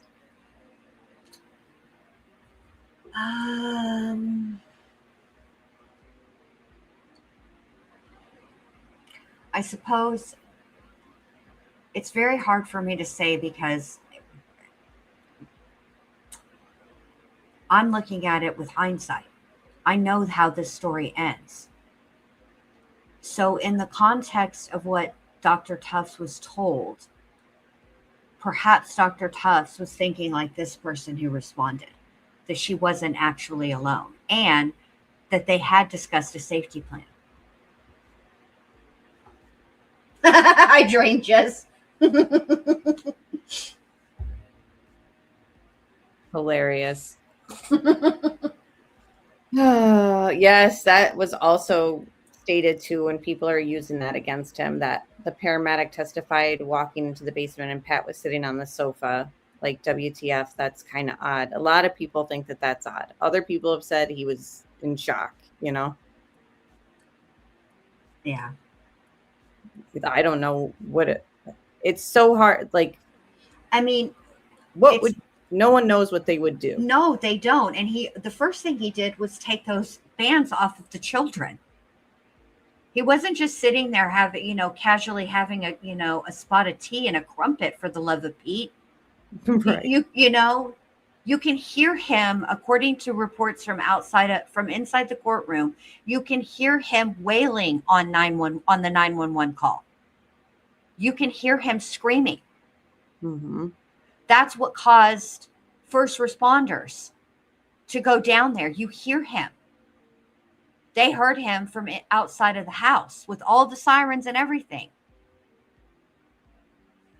They heard him. Maybe he thought he was going to pass out. I don't know. Right, exactly. And the EMS had sent him out. So what was he supposed to do? Jump in and assist? Right. I know that it's just the internet is interneting. And Lindsay's out here, and her defense is out here saying like she did it. She was just insane. And there's still people that are like coming up with these like jump through hoops scenarios, and it's like, all right, like I'll read it, but like this has gotten a little out of control. Patrick's not the one on trial, you guys. Look, a lot of people that believe that Patrick is the one that committed this crime believe that Lindsay is being maliciously prosecuted. Why would they, if they're going to go to the extent to maliciously prosecute Lindsay, why not maliciously prosecute Patrick too? And by the way, why wouldn't Patrick, if Patrick did what everybody thinks he did, which is that she unalived the children and then he pushed her out the window, if that were the case, Patrick would be facing a lot less time than what she's facing. It'd be easier for him to confess that, and people would understand. No, I'm not. Listen, Lola, I don't want you to take, if I'm giving you that impression, no, your opinion isn't wrong. Look, the evidence is the evidence, right? We're all seeing the exact same trial. We're all hearing the exact same things. Where I perceive it one way and you perceive it differently, it doesn't make either one of us wrong. So if I gave you that impression, I apologize. Same. Because, I mean, at the end of the day, nobody was really there. I just know that the defense in the Commonwealth's picture that they're painting has nothing to do with Patrick being right in the crime. So that's just, I feel like Reddington would go at Patrick. I seriously do. I feel like Reddington would be like, even if Lindsay was like, I don't know, I don't think, if there was even a shred of evidence pointing at Patrick, look what he did. Look, when there was somebody who messaged him about a tickety talker, right? Mm-hmm. The PI went and investigated that. And then he made a motion. Yeah. When's that happening? Or You know, I don't know when it hasn't, you know. You know, I feel like he would go down every avenue. And if I do think he went down the Patrick Avenue. I do. I think he likely did it like on the side without, you know, telling Lindsay. I think he had the PI be like, hey, check this dude out. See what's up. Right. Especially, and here's the thing.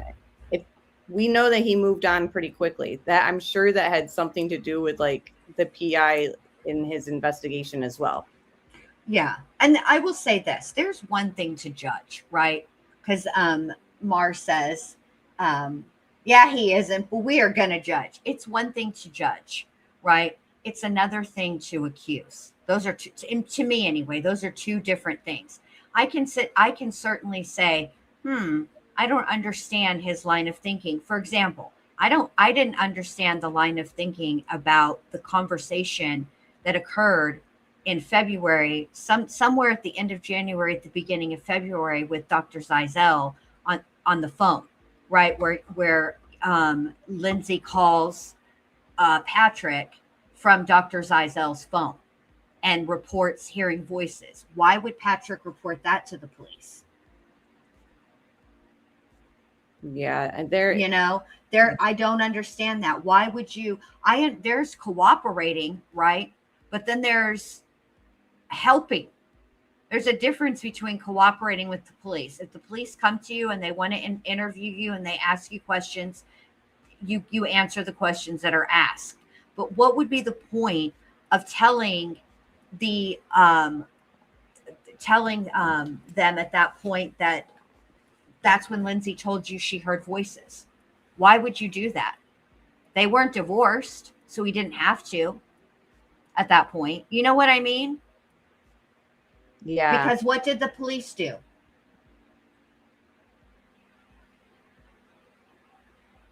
You know, what did they do? What did the Commonwealth do? Twisted it. Why would he do that? And the whole search about the carotid artery. I need to know more about that. I need to know exactly. I have to go back and watch it because I'm sure it was said. But I need to know the full context. They're saying, yeah. I know. I don't want to. I know what they're saying. I need to know what was said in court because I need to understand. There could be a there.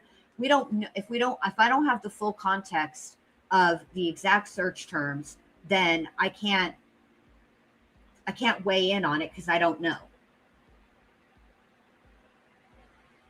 Nate says, I'm not convinced that the event with the phone call even took place. There has been no testimony about that yet. There was testimony.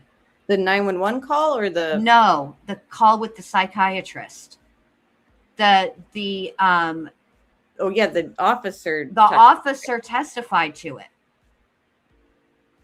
Yeah. And then when Reddington,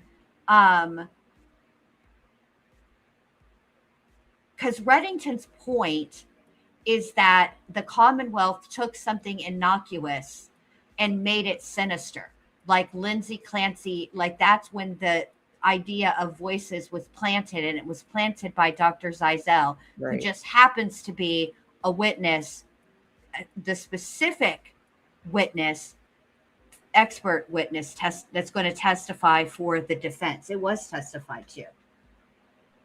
Yeah. But it can be viewed both ways, right?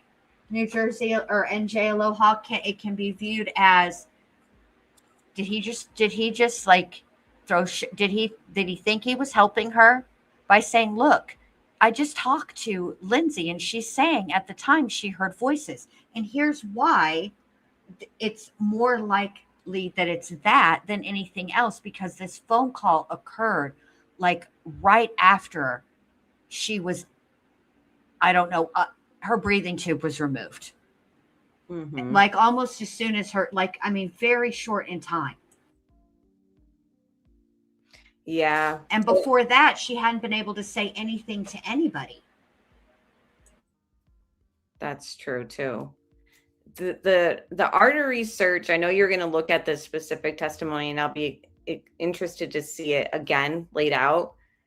I feel like if they're trying to say it was Lindsay, people are trying to say that it was Patrick because they're saying like she's a nurse, she wouldn't have to look that up. But like honestly, if she's in a psychotic type of like state, she's not doing things that Lindsay, the nurse state, would be doing. You know what I mean? Like I feel like people think they understand like what a psychotic break is, but like they don't. You know what I mean? Like because it's different for everybody. And not only that, but like people who know how to do things, they could still look it up. And like she might have been having dark thoughts that were telling her to look it up. You know what I mean? Like it's just not black and white. Right. There are elements of psychosis that from the outside appear rational. And thus would lead the casual observer to believe that this person was not in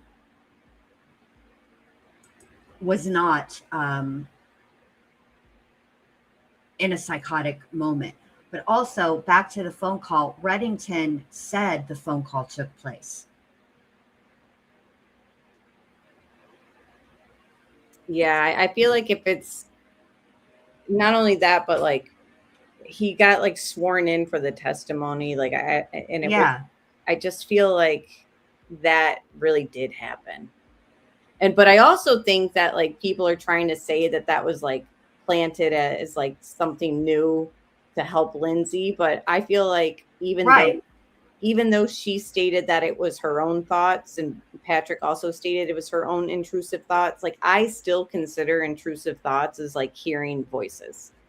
That's my opinion. I know that the day of she said that she heard a male voice, but in the past and on her history with the doctors and her own journal, like the intrusive thoughts, like I still characterize, and I know that other people won't, but I feel like it shows like how it escalated. I think it depends on Lindsay's interpretation. Some people, I learned on Friday, there was somebody in the chat who had who has heard voices. And at first, when they first started happening, she thought that she would have said that they were intrusive thoughts. It took her a while to establish with her therapist that they were, in fact, not intrusive thoughts, that they actually were voices.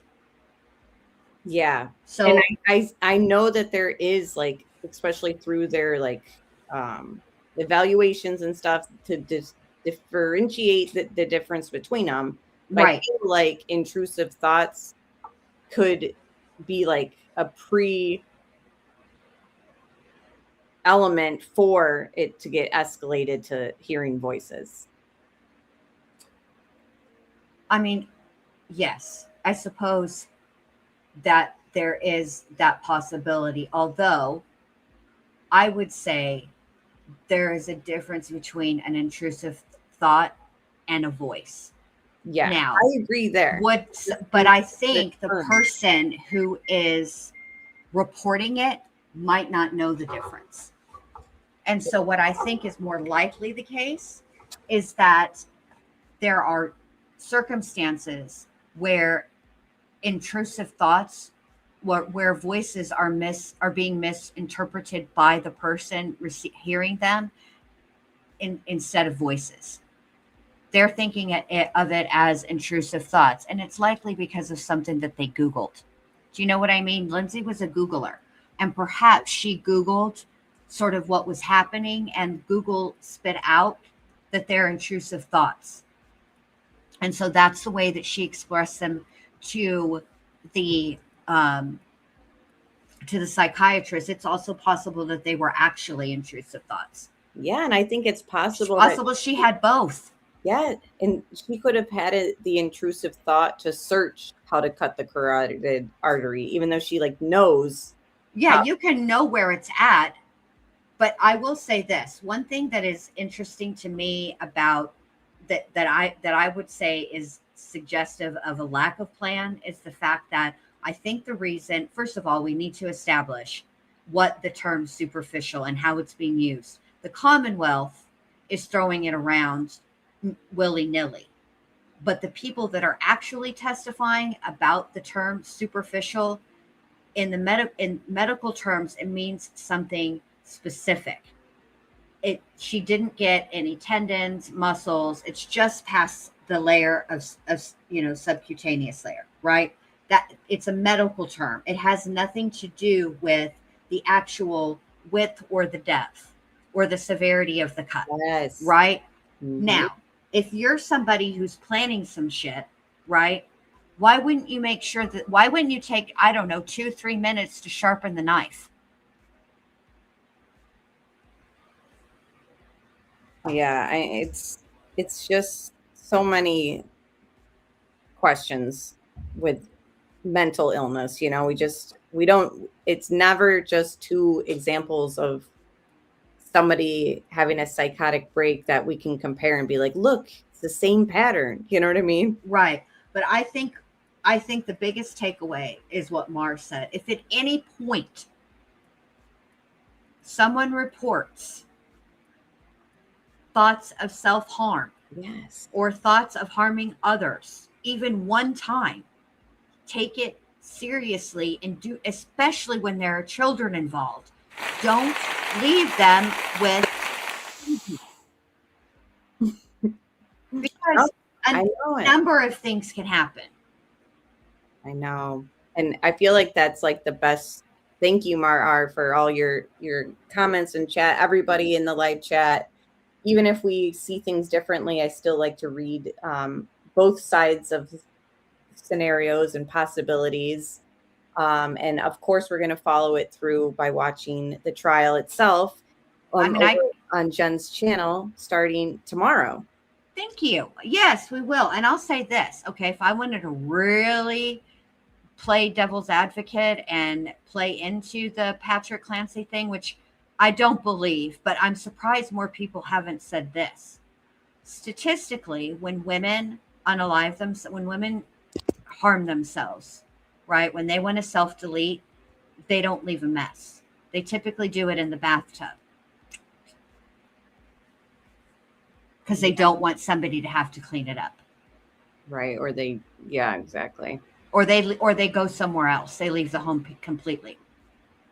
But they think about that. They think about who's going to find them. They think about who's going to.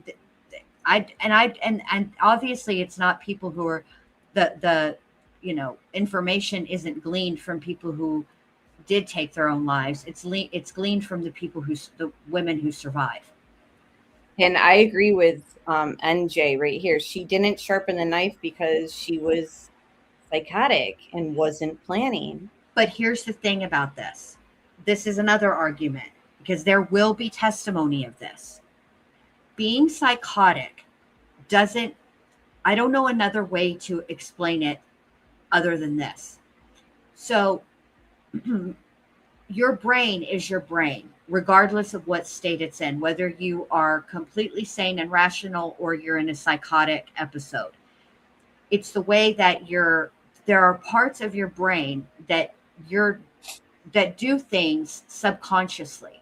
It knows it. Your brain always knows what it knows. Okay. So even if Lindsay's perception of reality is altered, her brain still knows certain things.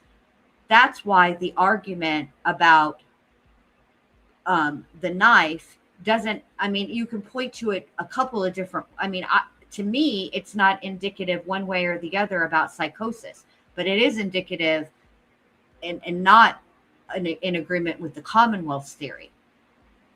That's my point.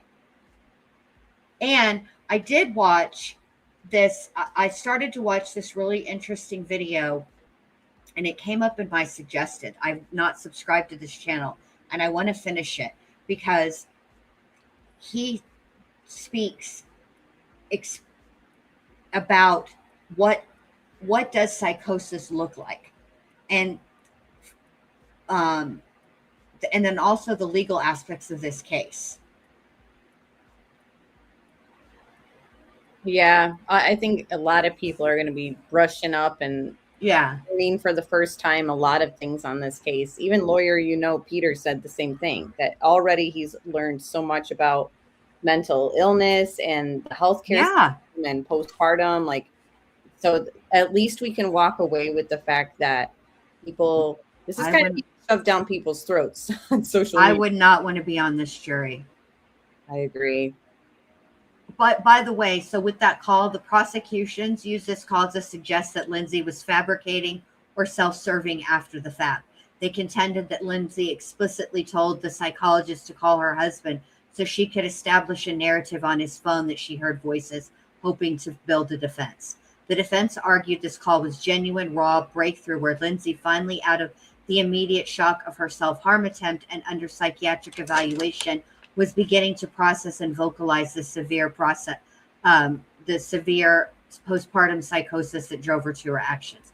I'm inclined to believe that call took place. And I want more. That's enough. I don't understand. They put that out to the jury, right?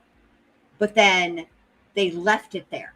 And the one witness on Thursday who could have testified to that was used instead to impeach Patrick's testimony about blood everywhere and to impeach another one of the Commonwealth's own witnesses that she told this Massachusetts, the head of the investigation, that if you release the pressure from around somebody's neck, it takes them longer to die. Yikes. I'm on the same page with Mar R right now. I know that you're holding out for your final thought and opinion, which is wise since you're going through the whole trial on your channel. I started out for years when this case happened, I thought the Commonwealth's theory was accurate. But now that I've gone through some stuff, I'm inclined to believe that she was out of her mind at the time of the crime. That's just my opinion. You know what we should do, Amber? We should, because I would imagine that this judge, knowing how this judge runs his courtroom, I would imagine when the state rests, there's going to be then the next day is when the defense will present their case. So what if we, after the defense rests, have a panel to discuss their case and whether they proved what they have to prove? Yeah. What if we do that? Let's do that. Want to do that? We can reconvene. Yes, we should definitely reconvene with more information. Yeah.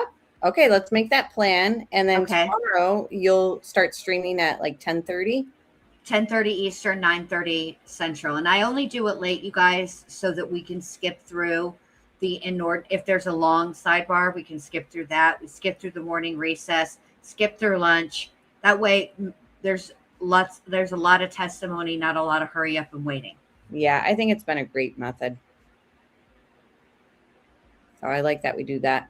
Yeah. All right. Well, thank you again, Jen. Great discussion. I'm sorry. Yeah, it does. Thank you for having me. I'm gonna get down so you can say goodbye to everybody. You guys were great in the chat, and listen, I'm glad that you came in here and you have a dissenting opinion, because sometimes a dissenting opinion will make me look at something and I might change my mind. Sometimes I'm like, I'll look at it and I'll be like, nope, I still have my opinion, but I'm glad you have yours too. And your opinion is not wrong. Same. Neither is mine. All right. Thanks for having me, Amber. Good night, you guys. Bye-bye. Bye. Well, thank you guys for being here for our random Sunday night live stream. We usually don't go live on Sundays, but I feel like this discussion in this case needs a lot of unpacking, and I enjoyed our discussion tonight. But I do feel at this point that she should spend the rest of her life in mental institution. Personally, that's where I'm at. So things could change because the trial's not over, but I really feel strongly that she was failed by the medical system here. So I will talk to you guys later. Thank you to all the moderators. And I will link, actually, you can just, in the title where I've tagged Jen's channel, you can just click on it and then it'll bring you over to her channel so you can subscribe that way. I'll have a moderator link her channel right now in the chat too. And I'll just play a few shorts and then the outro. And I'll see you guys on Friday night's live stream for Mackenzie Sharilla deep dives. And then during the week while I watch this trial, I've been posting shorts. So you guys have a great night. Thank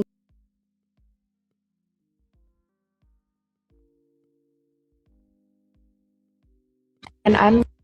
And I'm Lindsay Musgrove. I'm a new graduate nurse, and I recently did a lot of research about couplet care and rooming in, and I've found that all of the leading pediatric and obstetric foundations support this practice. So there are a lot of benefits for both mother and baby.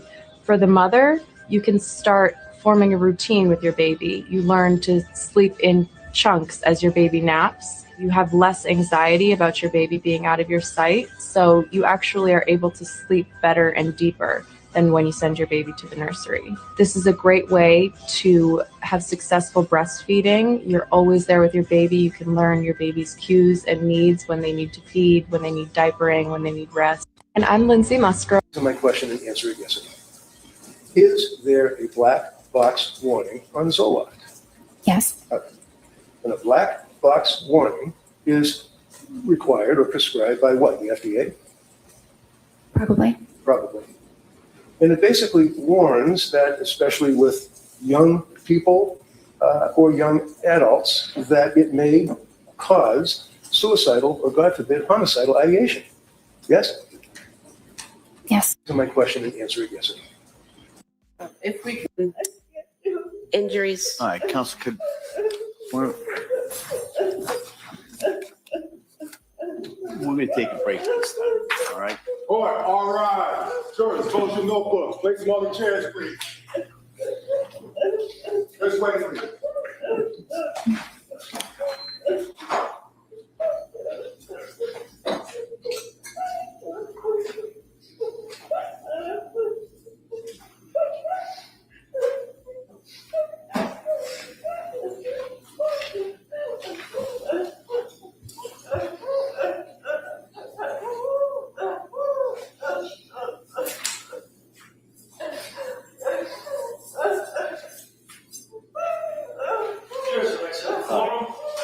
Recess for a few minutes. I'm going to come back. We'll speak to council in regards to schedule. Okay. If we can just approach briefly on the issue. Yeah.